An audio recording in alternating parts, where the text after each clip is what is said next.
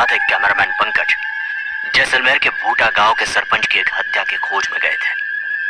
वो दोनों अपनी जीप से लौट ही रहे थे, तभी इंस्पेक्टर ने अपनी गाड़ी को एक कच्ची सड़क पर रोका। अरे अरे अरे सर, क्या कर रहे हैं आप? जानते हैं ये कुलधारा का रास्ता है, वहां तो मुर्दों को भी जाना मना है। हम तो फिर जीते जागते इंसान हैं। ओए बावड़े, अरे डरपोक, कुलधारा वाली कहानी को मैं नहीं मानता। ओए बावड़े, मुझे एक बात बता, आज तक के इतिहास में ऐसा कभी हुआ है कि रातों रात एक अकेला गांव भी खाली हुआ हो? अरे कोई दूसरी वजह होगी, लोगों ने मसाला देकर इतने डरावने अंदाज में इस बात को बता दिया। अरे मैं तो दावे के साथ कह सकता हूँ उस गांव में बहुत खजाने होंगे, क्योंकि वो अंग्रेजी के शासन काल से है। ऐसे में वहाँ कोई जाने की हिम्मत न करे, इसीलिए इन अफवाहों को फैलाया गया है। समझा बावड़े?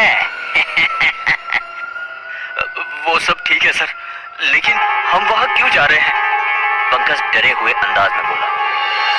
अब क्या है ना कि गाड़ी में डीजल खत्म हो रहा है, ऊपर से रात भी बहुत हो गई है।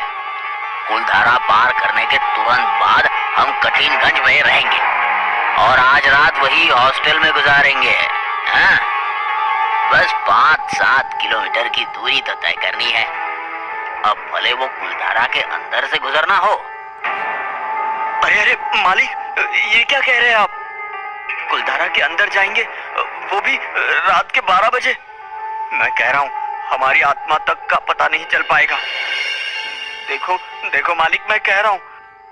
पंकज के लाख समझाने के बाद भी इंस्पेक्टर अरविंद पर उसके किसी भी बात का कोई असर नहीं हुआ, और होगा भी क्यों, क्योंकि अरविंद का बस 1 हफ्ते पहले ही इस शहर में तबादला हुआ है, और वो जिस शहर से आया है वहां भूत प्रेतों को सिर्फ किस्से कहानियों तक ही रखा जाता है।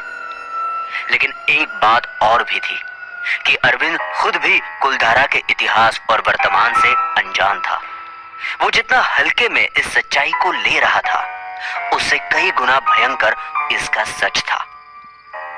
खैर, अरविंद जीप को मोड़ लेता है और अपना समय और मेहनत बचाने के लिए अब उसकी जीप दाखिल हो जाती है कुलधारा के अंदर। यार, ये तो गांव तो भूल-भुलैया जैसे लग रहा है, हर जगह पर मोड़ है, रास्ते का कुछ पता ही नहीं चल रहा।